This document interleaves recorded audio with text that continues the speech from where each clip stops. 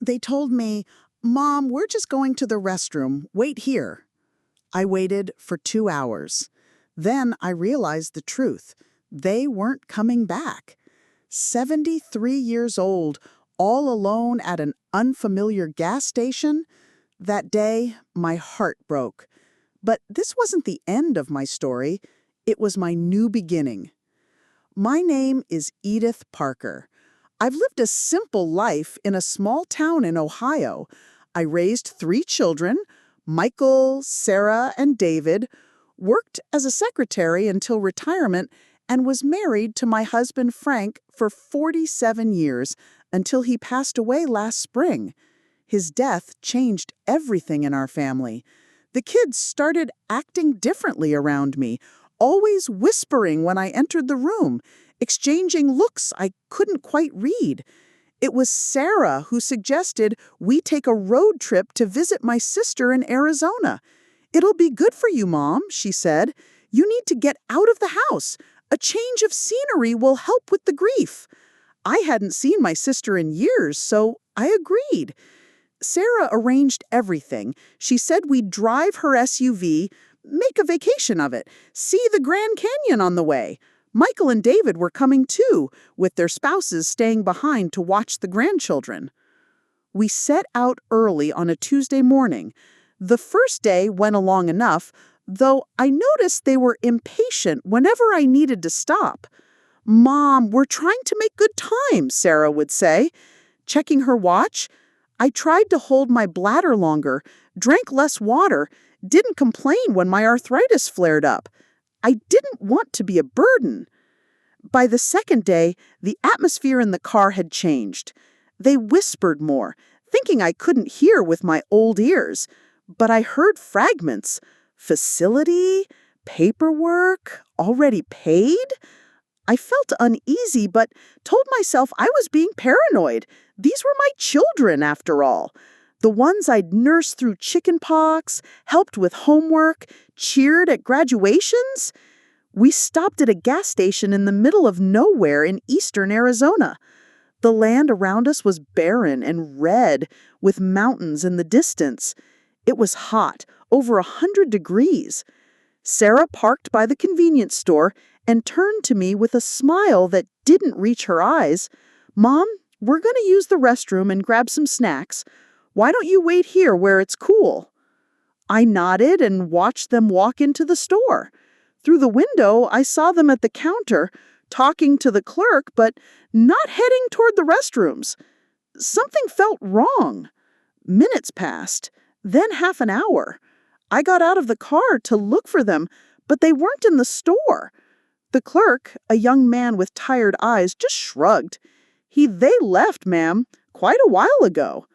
I stood there, confused, as understanding slowly dawned on me. I walked outside and saw that the car was gone. My children had abandoned me at a gas station in the desert. But what I didn't know then was that this cruel act would set in motion a chain of events that would change all our lives forever.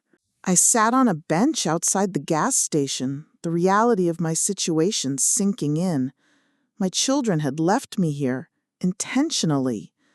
At first, I couldn't stop the tears. How could they do this to me? Had I been such a terrible mother? The heat was oppressive, and despair washed over me in waves. The clerk, whose name was Tony, brought me a bottle of water. "Ma'am, are you okay? Do you have someone I can call?" I shook my head, realizing I didn't even have my purse. It was in Sarah's car.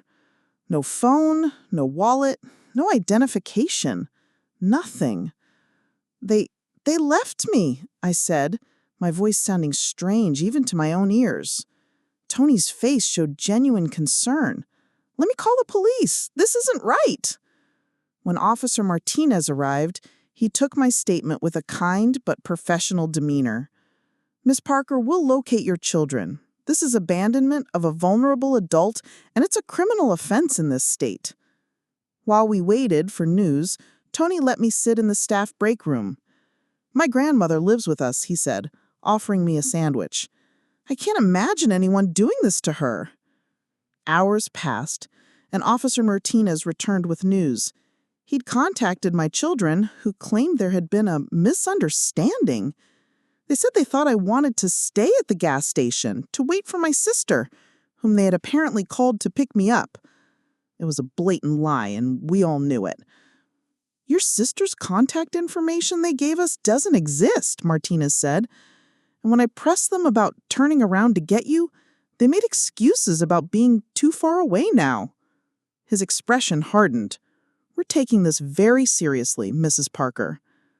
That night, I stayed with Officer Martinez's aunt, a widow named Carmen, who lived nearby and took in strays, both animals and humans in need. Her home was small but comfortable, filled with colorful Mexican folk art and the smell of spices. You're not the first person I've taken in who was abandoned. People think the elderly are disposable these days.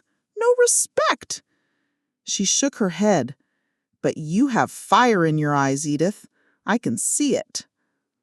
That night, lying in Carmen's spare bedroom, I couldn't sleep. The betrayal was too fresh, too painful. But as the night wore on, something shifted inside me. The tears dried up, and in their place, a resolve began to form. I remembered that I wasn't just a mother and a widow. Before all that, I was Edith Parker, the girl who'd stood up to bullies in school, who'd worked her way through college, who once punched a man for groping her at a bus stop. Somewhere along the way, I'd forgotten that part of myself. But now, staring at the ceiling fan spinning slowly above me, I made a decision. My children thought they could discard me like garbage, but they were about to learn that this old dog still had plenty of bite left. What they didn't know was that the abandoned mother they left behind was about to become their worst nightmare. Morning came, and with it clarity. Over breakfast with Carmen, I outlined my situation. I need to get back to Ohio, but I have no money, no ID, nothing. Carmen nodded thoughtfully. Officer Martinez mentioned that your husband passed recently. Do you have access to your accounts? The question triggered a realization. Frank had been meticulous about our finances. Yes, I said slowly. Frank set up online banking before he died. He made sure I knew all the passwords. My children didn't know this. They assumed I was technologically illiterate, like many people my age. Carmen smiled. My computer is old, but it works. Let's get you logged in. What I discovered shocked me. There had been large withdrawals from our joint account over the past month, money I hadn't spent. Over $50,000 was missing. When I checked the mortgage account for our family home, I found that someone had taken out a second mortgage in my name. The documents had my signature, but I'd never signed them. Someone had forged it. This is fraud, Carmen said, her face grave. We need to call the bank. The bank representative was sympathetic but required verification. Without ID, I was stuck. You need to come into a branch with identification, Mrs. Parker. Carmen's nephew, Miguel, was a lawyer in Phoenix. He drove out that afternoon to meet us. Young and sharp, with kind eyes like his aunt, he listened carefully to my story. This is elder abuse, plain and simple, he said. Financial exploitation, abandonment, possibly identity theft. We're going to fight this, Mrs. Parker. McGill helped me file reports with the police and the bank. He took me to get a temporary ID and helped me freeze all my accounts. This will stop any more money from disappearing, he explained. While we worked, I received a call from a number I didn't recognize. It was David, my youngest. Mom, he said, his voice falsely cheerful, there was a mix-up. We thought Aunt Judith was meeting you at the gas station. Judith has been dead for 3 years, David. You attended her funeral. A pause. Well, we got confused. Anyway, we found a really nice place for you in Arizona, a retirement community. We've already paid the deposit. Officer Martinez can take you there. Now I understood. They had planned this all along, abandoned me in Arizona, placed me in a facility far from home, and meanwhile drain my accounts and take my house. The perfect plan to get rid of the inconvenient mother and take her money too. David, I said, my voice steady, I know what you've done. The withdrawals, the second mortgage, all of it. The police know too. So does my lawyer. His breath caught. Mom, you're confused. Your memory hasn't been good since Dad died. My memory is perfectly fine. Do you remember when you were 7 and you stole money from my purse to buy comic books? I grounded you for a month. You're about to learn that my punishments have gotten much more severe now that I'm older. I hung up before he could respond. Miguel looked at me with newfound respect. Mrs. Parker, I think we're going to work very well together, but you should know this fight might get ugly. I thought about my children's betrayal, about the life they'd tried to steal from me. I'm counting on it, I replied. What my children didn't realize was that while they were plotting to steal my future, I was planning to reclaim my power in ways that would make them regret ever leaving me behind.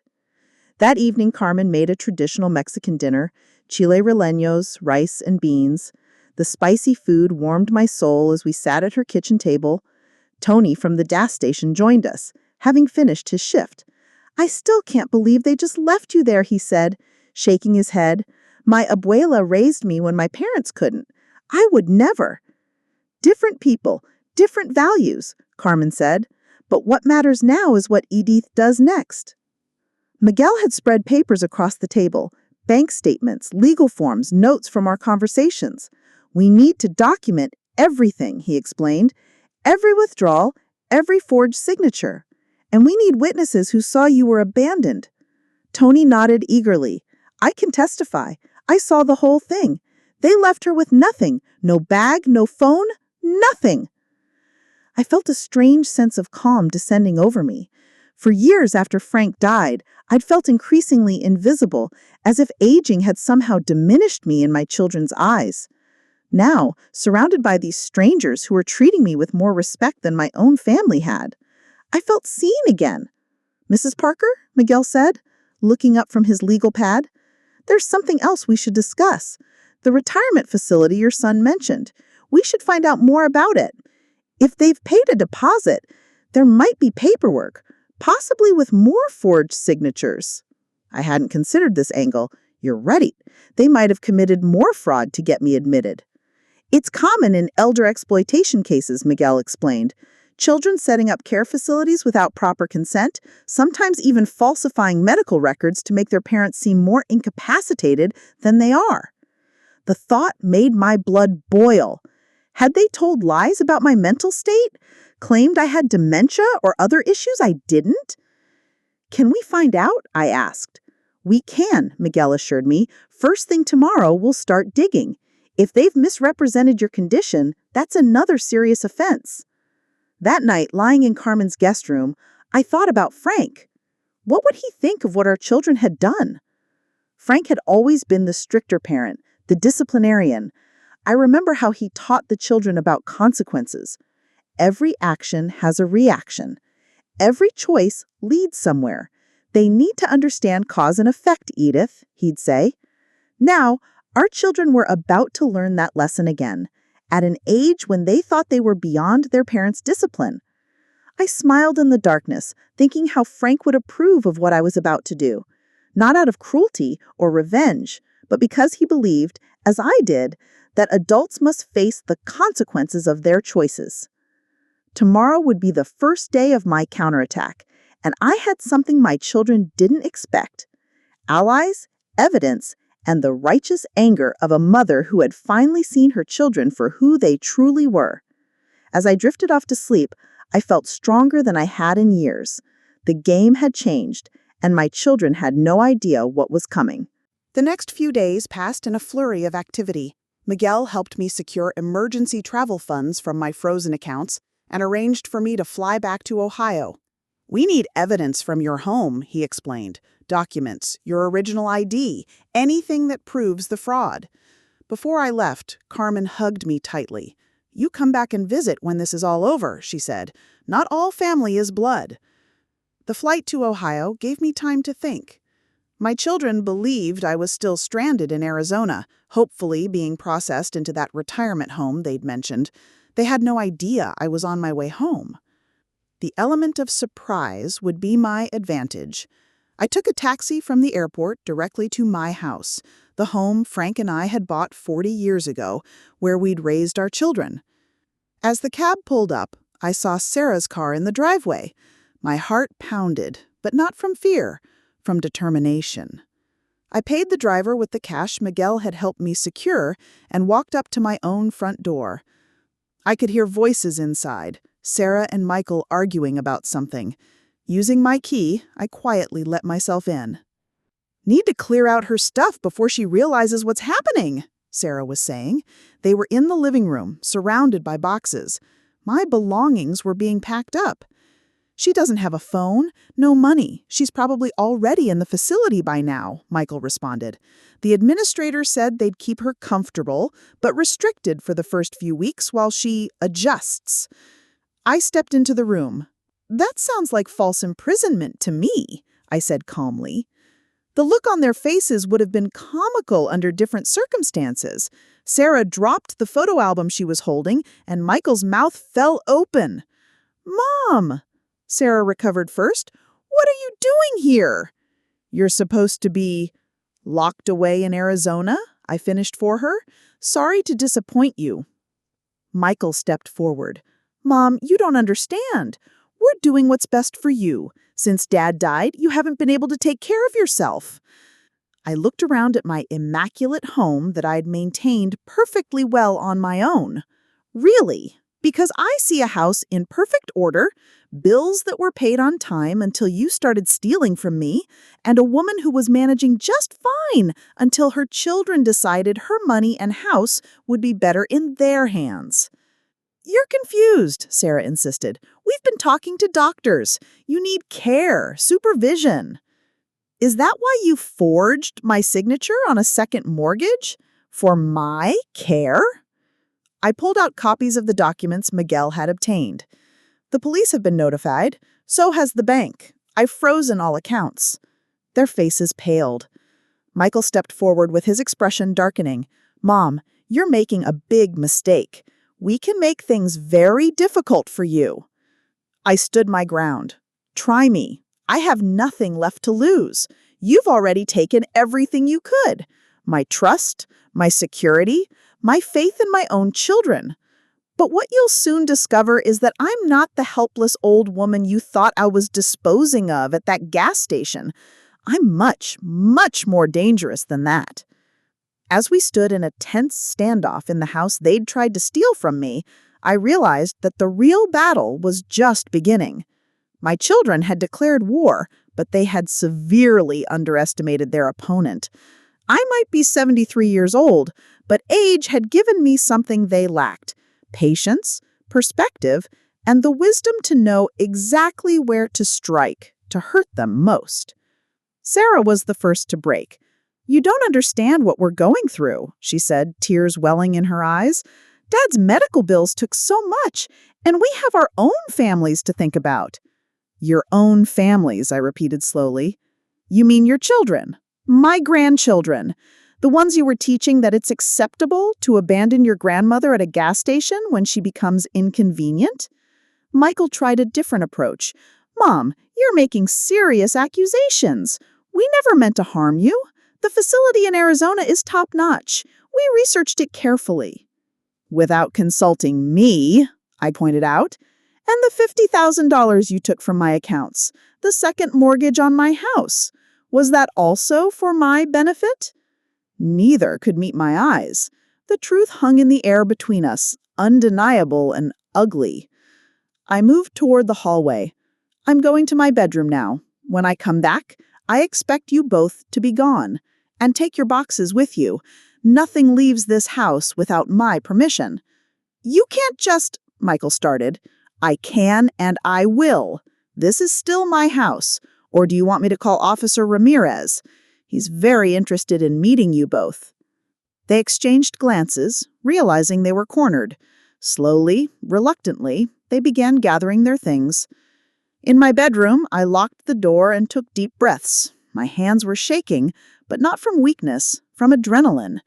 The confrontation had been every bit as difficult as I anticipated, but I'd held my ground. For the first time since Frank died, I felt like myself again, not just a widow, not just an aging mother, but Edith Parker, a woman of substance and strength. I heard the front door slam, followed by car engines starting.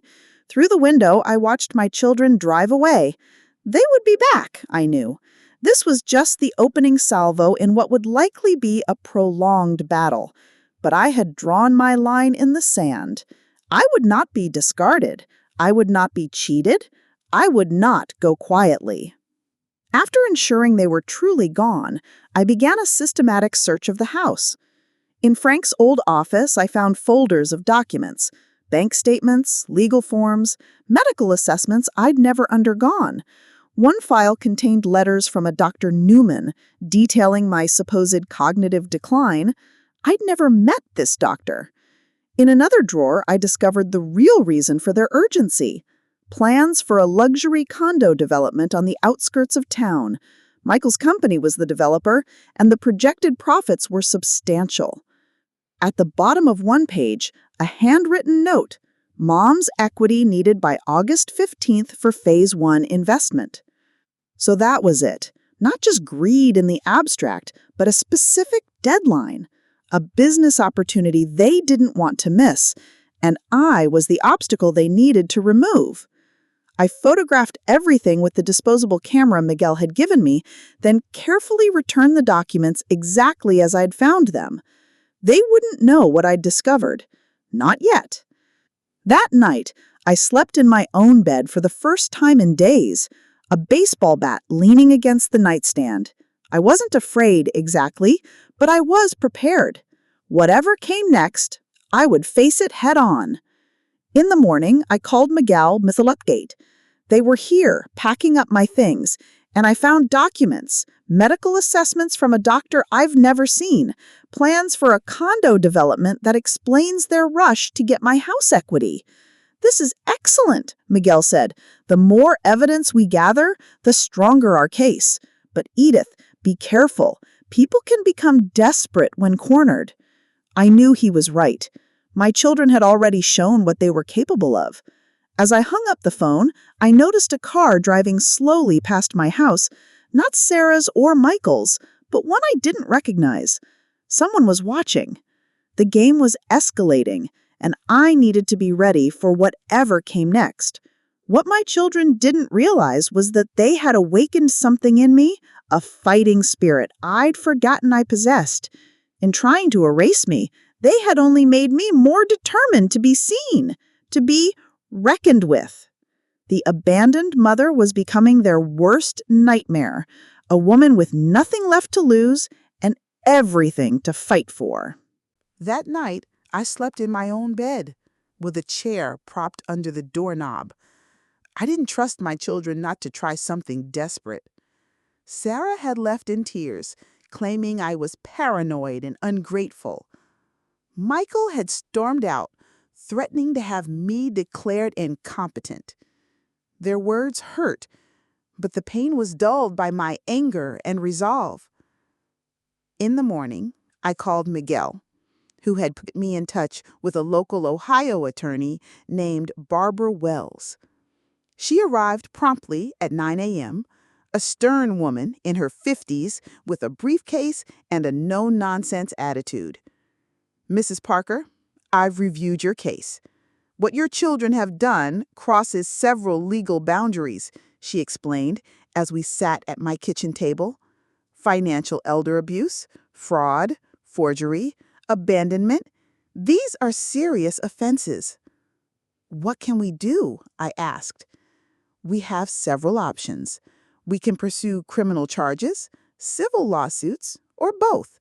But first, we need to secure your assets and establish your competency before they try to challenge it."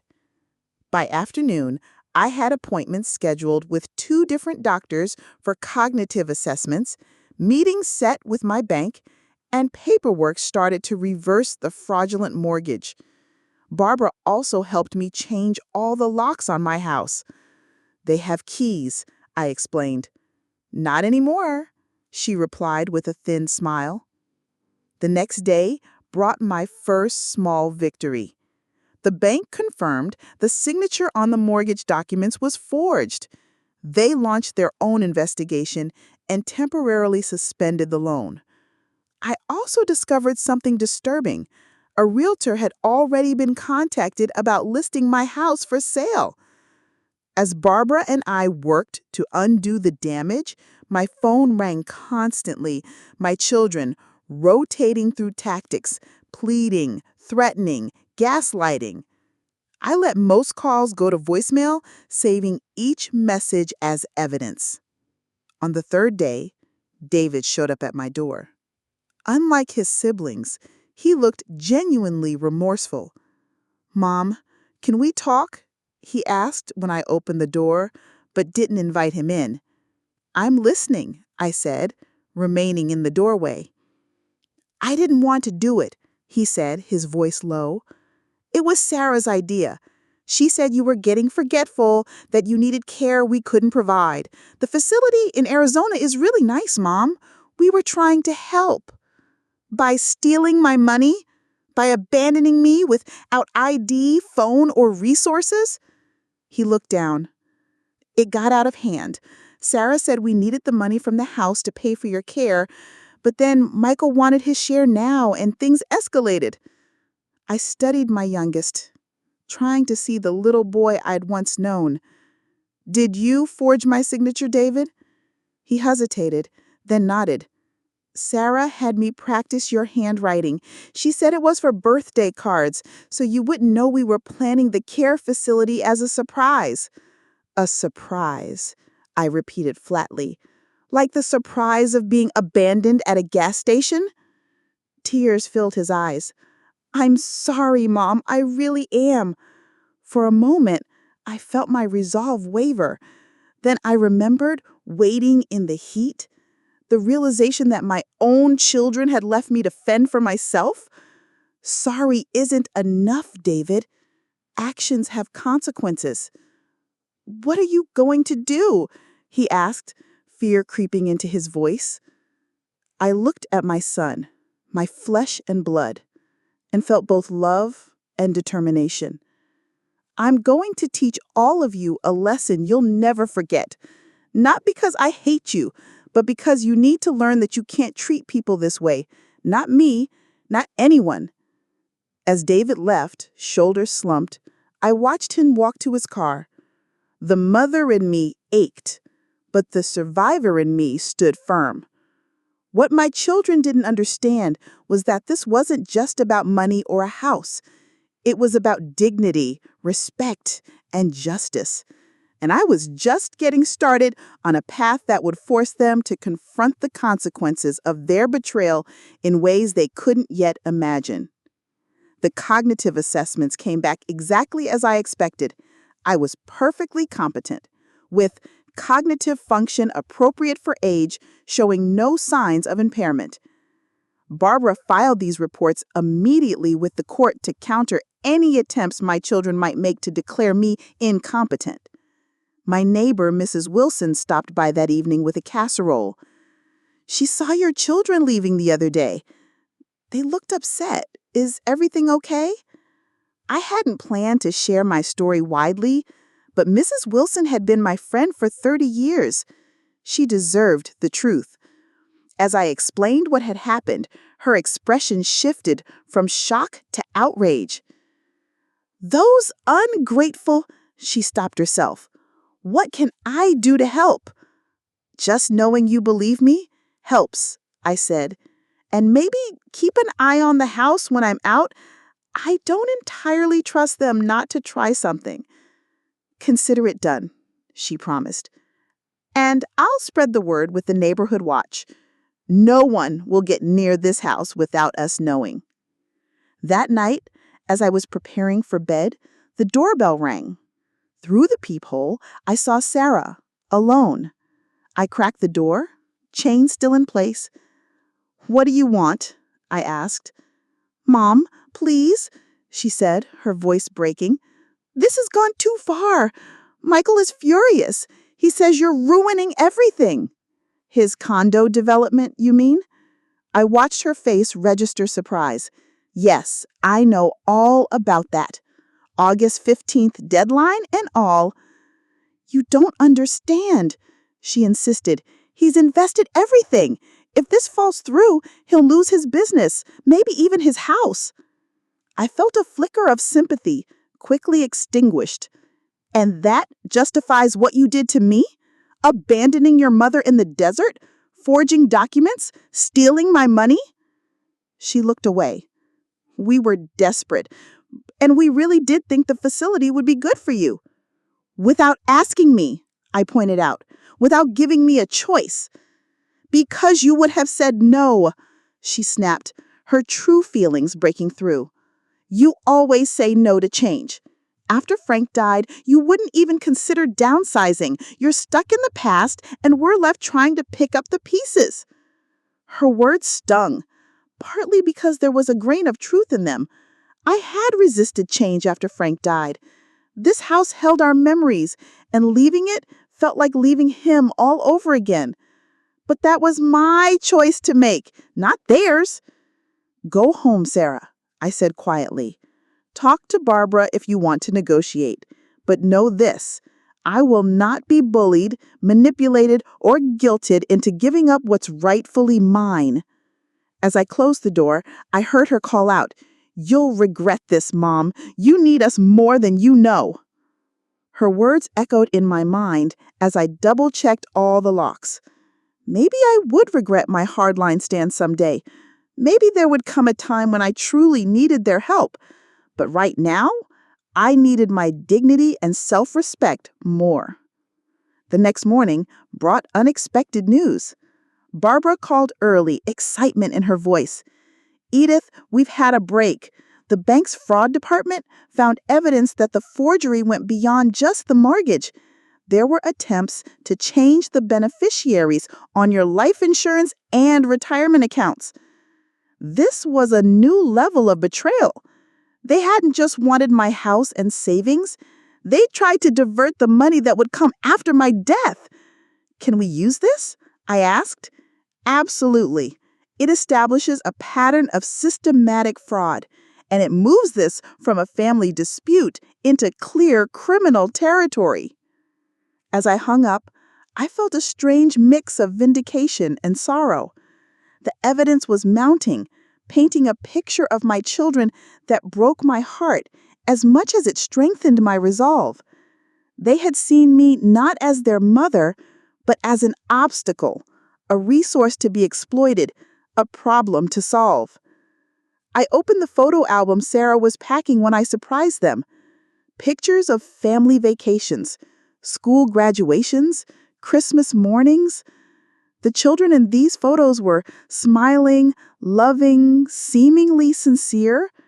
Had it all been an illusion? Or had something fundamental changed in them, a slow corruption I failed to notice? Whatever the answer, I knew one thing with certainty. The path forward would be painful for all of us. But it was a necessary pain, like lancing a wound to release the poison. What my children had done couldn't be ignored or forgiven without consequences. They needed to understand that age didn't diminish a person's right to dignity and autonomy, and I needed to show them and myself that I wasn't the helpless, disposable woman they'd abandoned at that gas station.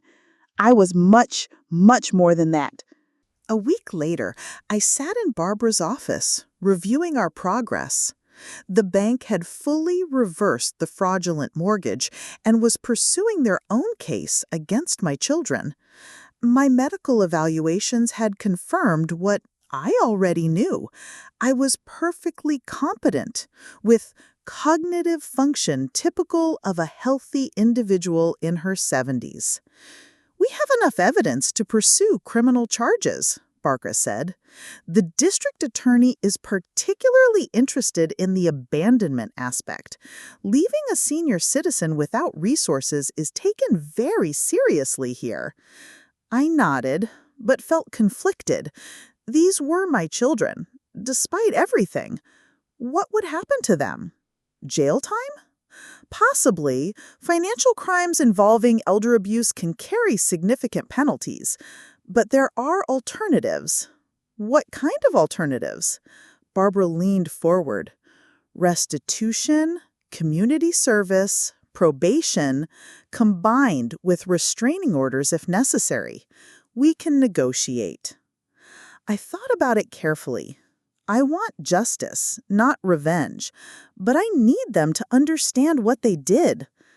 That afternoon, I received an unexpected visitor, my daughter-in-law, Jennifer, Michael's wife. She looked uncomfortable standing on my porch. "Edith, can I come in? I need to talk to you." I hesitated, but let her in. We'd always had a cordial relationship, though never close. "I just found out what they did," she said once we were seated in the living room. "Michael didn't tell me the truth. He said you'd chosen to stay in Arizona with your sister." She looked ashamed. "I didn't even question it, though I knew your sister had passed away. I'm so sorry." Her sincerity seemed genuine. "Why are you here, Jennifer?" She took a deep breath. "Because what they did was wrong, and because the grandkids are asking about you. They miss their grandma." She paused. "And because Michael is talking about filing for divorce if I don't get on board with their story about you being incompetent." This surprised me. "He'd divorce you over this?" "The money," she explained. "Once I found out what really happened, I told him he needed to make it right. He didn't take it well. There's a lot of money at stake, and he's changed since your husband died. It's like he can smell the inheritance." Her words confirmed what I'd suspected. This wasn't just about my care. It was about greed. "Will you help me?" I asked. She nodded. "I'll testify about what I know," and she reached into her purse and pulled out a thumb drive. She had recordings. Michael and Sarah discussing the plan from before they took you to Arizona. They didn't know I had set up a security system in our home office after some things went missing. This was exactly what we needed, proof of premeditation. I felt a surge of gratitude toward Jennifer, who was risking her marriage to do the right thing. After she left, I called Barbara with the news. "This changes everything," she said. "With explicit evidence of planning, we have a much stronger case." That night, I sat in Frank's old armchair, looking at family photos.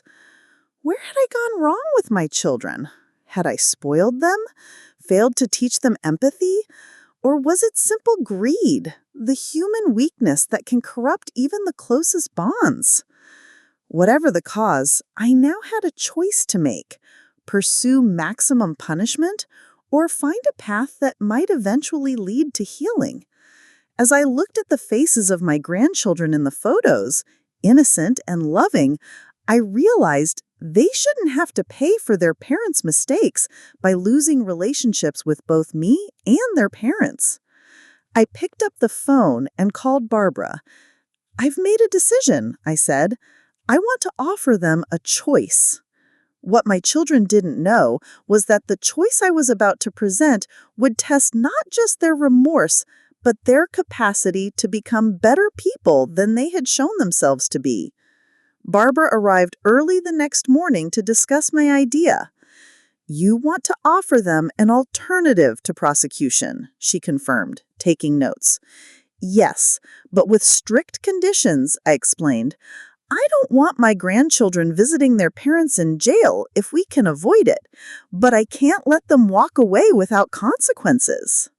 Together, we drafted what Barbara called a family restoration agreement, a legally binding document that would require my children to make amends in multiple ways. It wasn't a get-out-of-jail-free card. It was a demanding path to redemption that would require genuine effort and change. "Are you sure about this?" Barbara asked when we finished.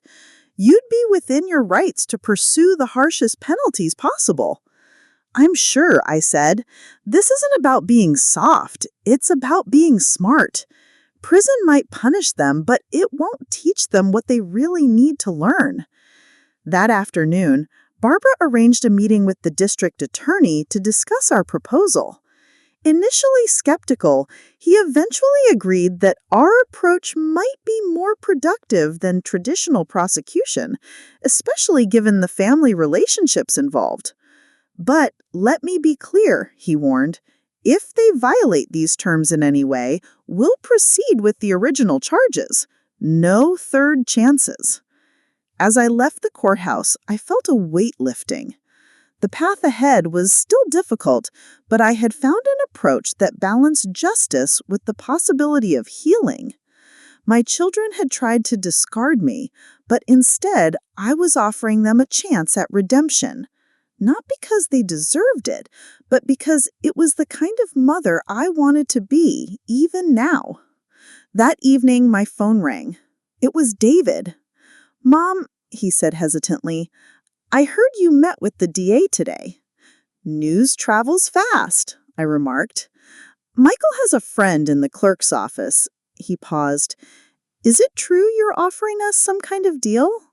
"Not a deal," I corrected. "A choice. You'll all hear the details tomorrow at Barbara's office." "Mom," his voice caught, "why would you do that? After what we did?" I thought about his question carefully. "Because throwing you all in jail might satisfy my anger, but it wouldn't fix what's broken between us. And because despite everything, you're still my children." "The others won't see it that way," he warned. "They'll think you're weak, that they can manipulate you." "Let them try," I said simply. "They'll learn otherwise very quickly." After hanging up, I walked through my house, the home where I'd raised my family, where Frank and I had built our life together. Each room held memories, some painful now in light of recent events, but I refused to let my children's betrayal taint everything good that had come before. Tomorrow, I would face them again, not as a victim seeking revenge, but as a mother offering a difficult path to redemption. They might take it, or they might not. But either way, I would emerge from this ordeal stronger, wiser, and more true to myself than I had been in years. The woman they'd abandoned me at that gas station was gone forever, replaced by someone they never truly knew. A woman of principle, courage, and surprising mercy. What my children didn't realize was that in trying to diminish me, they had only revealed the full measure of my strength. 3 days later, we all gathered in Barbara's conference room. My 3 children, Jennifer, the attorneys, and me. Sarah wouldn't meet my eyes. Michael sat rigid, jaw clenched. Only David looked directly at me, his expression a mixture of shame and apprehension. Barbara opened the meeting. "Mrs. Parker has reviewed all her options for legal recourse against the 3 of you. The evidence is substantial and would likely result in criminal convictions." She let that sink in before continuing. "However, she has decided to offer you an alternative resolution." I took over, facing my children. "What you did was unforgivable. You abandoned me, stole from me, and tried to take everything I've worked for my entire life. You betrayed my trust in the most fundamental way." Sarah started to speak, but Barbara silenced her with a raised hand. "I'm not finished," I continued. "Despite all that, you're still my children. I carried each of you, raised you, loved you, and I don't want your children, my grandchildren, to grow up with their parents in prison." Now I had their full attention. "So I'm offering you a choice. Option 1, I press charges for elder abuse, fraud, forgery, and abandonment. The DA believes these charges could result in 3 to 5 years of prison time, plus financial penalties." Michael's face paled. Sarah began to cry silently. "Option 2, I continued, is this alternative agreement that Barbara has drafted. Barbara distributed copies of a document to everyone. "This is a family restoration agreement," she explained. "It includes several requirements." I outlined the terms myself. First, full financial restitution of every penny taken from me, plus interest. Second, each of you will complete 500 hours of community service at a senior care facility, where you'll experience firsthand what it means to care for the elderly with dignity. I paused, making eye contact with each of them. Third, you will each attend therapy, both individual and family sessions with me if I choose to participate. Fourth, you will sign over your power of attorney to a neutral, third-party trustee, not to each other, to prevent any future attempts to control my assets. The room was silent, except for Sarah's muffled sobs. "Finally," I said, "you will each write a detailed account of what you did and why, which will be held by my attorney. If you ever attempt anything like this again, with me or any other vulnerable person, those statements go directly to the police." Michael found his voice. "This is extortion," Barbara interjected coolly. "No, Mr. Parker, this is mercy. Your mother is offering you a chance to avoid prison and make amends. I strongly suggest you take it." David spoke up. "I'll do it, Mom. All of it. You deserved better from us." Sarah wiped her eyes. "Do we have to decide now?" I said, "You have 24 hours. After that, we proceed with criminal charges." As they left the conference room, I remained seated, emotionally drained. Barbara squeezed my shoulder. "That was well done, Edith. Strong but fair." Later that evening, alone in my house, I received 3 separate text messages, one from each child, accepting my terms. It wasn't forgiveness, not yet, but it was a start. The following months were difficult. My children resented the restrictions at first, especially Michael. The therapy sessions were tense and often tearful. The community service hours were grueling for them, changing bedpans, bathing elderly patients, facing the reality of aging that they had tried so hard to push away when it came to their own mother. Gradually, something began to shift. David was the first to change, becoming genuinely engaged with the seniors he worked with. Then Sarah, who called me one night in tears after a particularly difficult shift. "I get it now, Mom. I see what we were doing to you. I'm so ashamed." Michael was the hardest nut to crack, but even he began to soften after 6 months of therapy revealed that his actions stemmed from deep-seated fear of ending up dependent and helpless himself. What none of them expected was how the experience would transform them. David started volunteering beyond his required hours. Sarah began advocating for better conditions in senior facilities, and Michael, most surprisingly, used his business skills to develop a financial literacy program for seniors to help them protect themselves from scams and exploitation. As for me, I discovered something unexpected, strength I didn't know I had. The woman who was abandoned at that gas station emerged stronger, wiser, and more self-reliant than before. What my children never realized was that their betrayal hadn't broken me. It had unleashed a version of myself I had forgotten existed, a woman who wouldn't be discarded, ignored, or taken advantage of ever again. 1 year after the gas station incident, I celebrated my 74th birthday. To my surprise, Carmen flew in from Arizona for the occasion, bringing Tony from the gas station with her. "We wouldn't miss it," she said, hugging me tightly. "We needed to see how the story ends." "It's still being written," I told her with a smile. The party was small, my children and their families. Jennifer, who had ultimately decided to stay with Michael after seeing genuine change in him, Barbara, Miguel, who flew in as Carmen's +1, though I suspected there was more to that story, and a few neighbors who had become close friends during my ordeal. As we gathered around the table, I looked at my children's faces. They were different now, humbled, more thoughtful.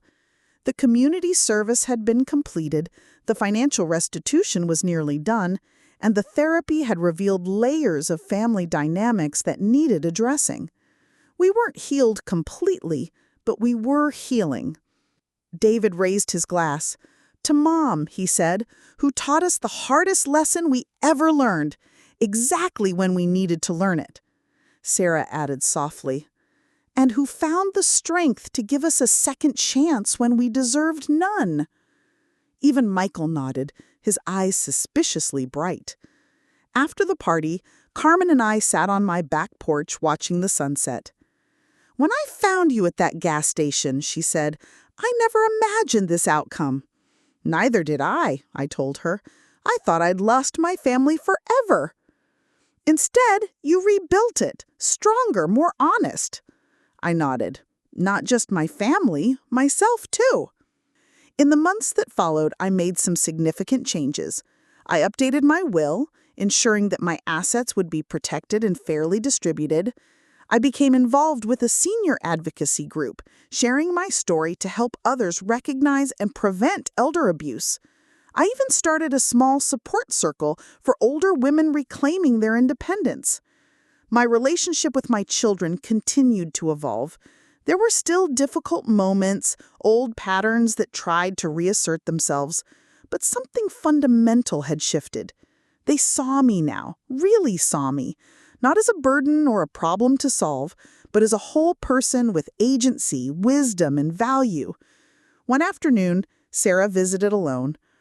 "Mom," she said hesitantly, "I've been thinking about what happened, trying to understand how we could have done something so terrible."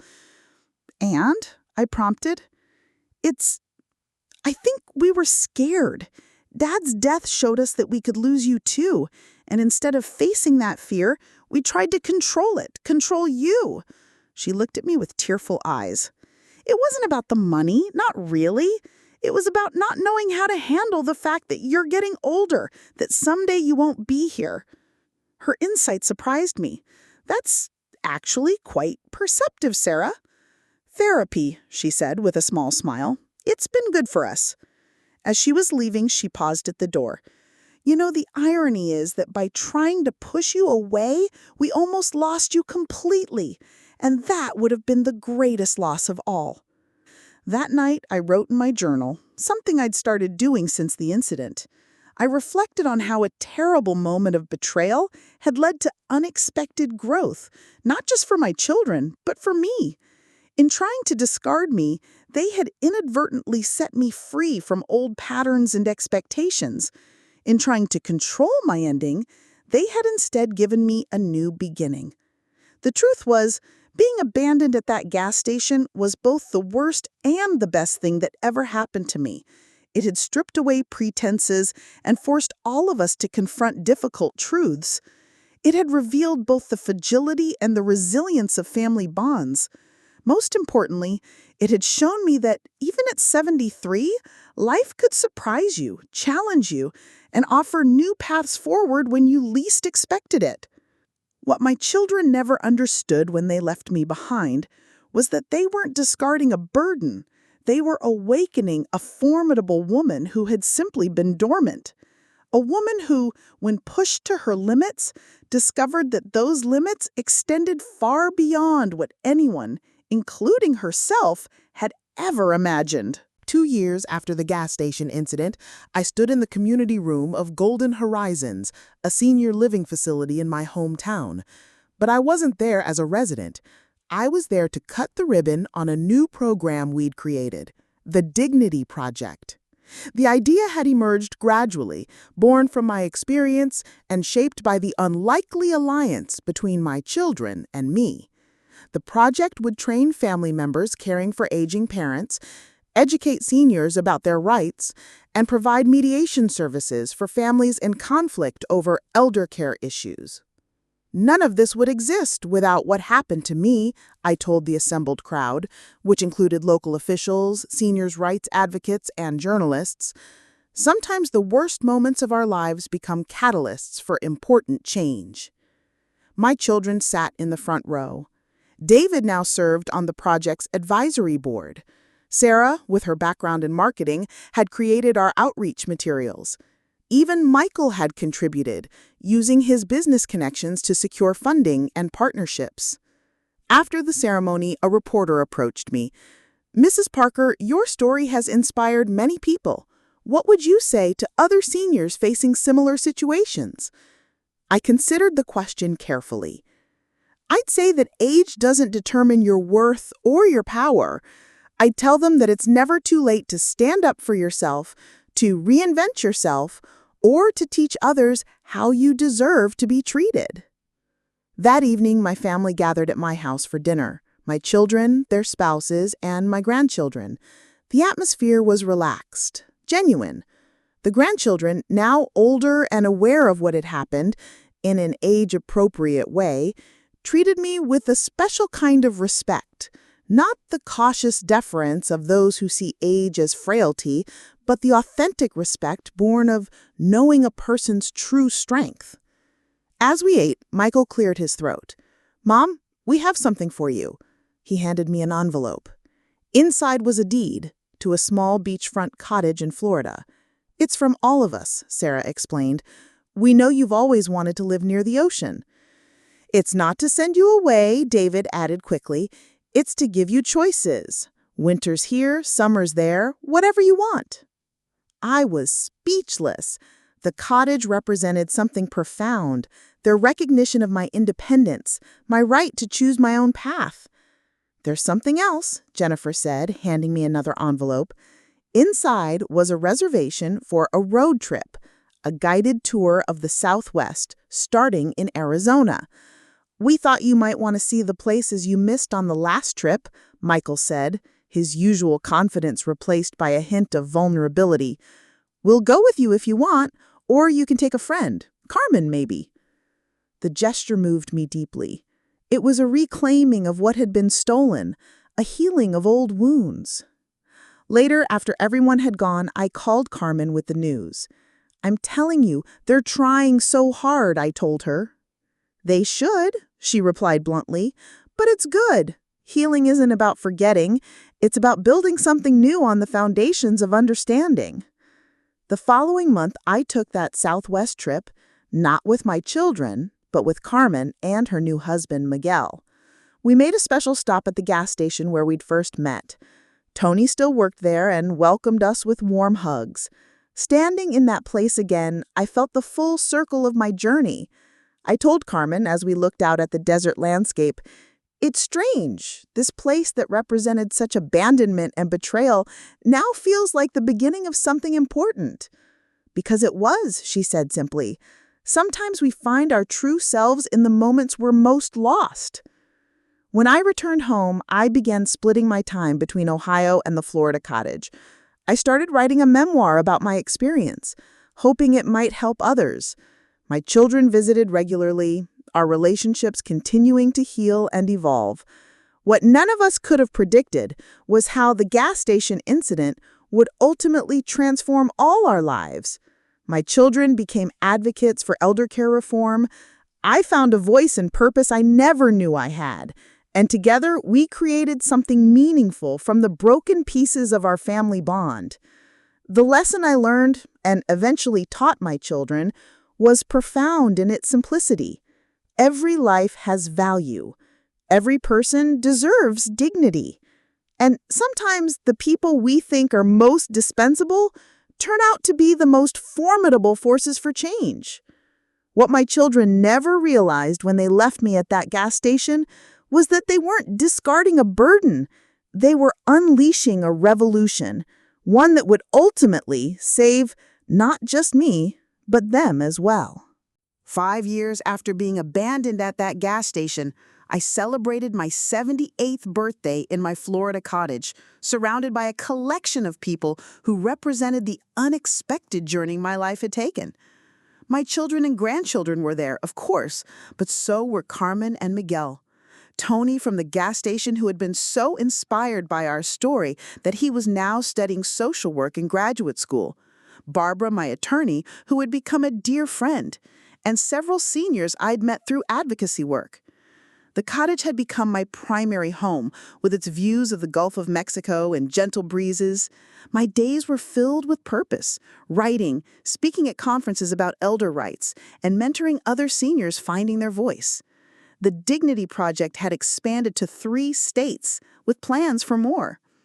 As we gathered on my beachfront deck, watching the sunset paint the sky in brilliant oranges and pinks, Sarah brought out a cake. "Make a wish, Mom," she said as they sang happy birthday. I closed my eyes before blowing out the candles, though I didn't need to make a wish. What I had once feared most, aging, losing control, being a burden, no longer frightened me. Instead, these later years had become some of the most meaningful of my life. After cake, Michael pulled me aside. "I've been meaning to tell you something," he said, his voice uncharacteristically hesitant. "I had a patient recently. I'm treating seniors now in my therapy practice." He paused. "She reminded me of you. Strong, independent, but her family was trying to take control of her life just like we did with you." "What happened?" I asked. "I told her about you, about us. I helped her family understand what they were doing." His eyes met mine. "I stopped them from making our mistake." I squeezed his hand, unable to speak past the lump in my throat. My son, once the architect of my abandonment, was now protecting others from the same fate. Later, as the party wound down, my oldest grandchild, Emma, now in college, sat beside me as we watched the waves roll in. "Grandma," she said thoughtfully, "I'm doing a project on transformative life experiences for my psychology class. Would you mind if I interviewed you about what happened?" I smiled at her. "Not at all. What do you want to know?" "How did you find the strength? After what they did to you, how did you not just give up?" I considered her question carefully. When you reach my age, you've weathered many storms. You've buried people you love, faced disappointments, survived heartbreaks. Each challenge builds something in you, a resilience, a knowing that you can endure. I looked out at the horizon where the darkening sky met the endless sea. When your parents left me at that gas station, they thought they were writing the end of my story, but they forgot something important. Only I get to decide when my story ends and how it unfolds along the way. Emma nodded, writing in her notebook. "Do you ever regret giving them a second chance?" I said never without hesitation. Holding on to anger and resentment would have only imprisoned me. Offering them a path to redemption freed all of us. That doesn't mean I forgot or that it was easy. It means I chose to create something meaningful from the pain. As the last guests departed and I prepared for bed, I wandered onto my deck one more time, breathing in the salt air.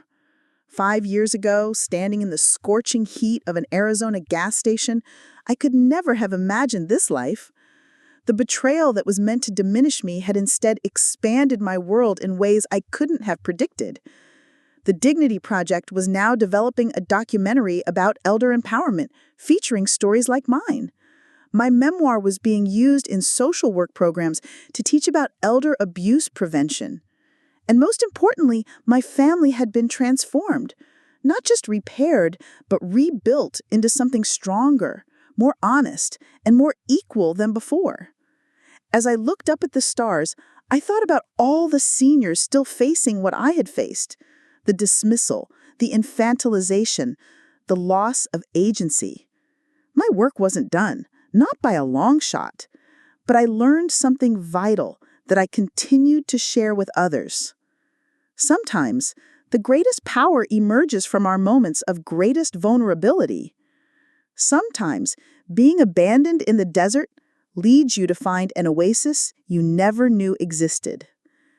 The gas station incident hadn't been the end of my story. It had been the beginning of my most important chapter. At 78, I was more myself than I had ever been, unbound by others' expectations, unapologetic about my needs and boundaries, unafraid of what tomorrow might bring. What my children never understood when they left me at that gas station was that they weren't disposing of an inconvenient old woman. They were unleashing a force of nature, a woman who, when pushed to the edge, discovered she could fly. And now, I use that unexpected flight, not just to save myself, but to lift others who found themselves in similar situations. The abandoned mother they left behind had become a beacon for others, showing that our later years aren't an ending, but a powerful new beginning. That wisdom, dignity, and purpose don't diminish with age. They deepen, like the roots of an ancient tree, providing strength to weather any storm and nurture new growth even in life's winter season. And that, perhaps, was the greatest lesson of all. That sometimes what looks like our worst moment can become the catalyst for our greatest transformation. All it takes is the courage to stand up, dust ourselves off, and reclaim the pen to write our own story, one chapter at a time.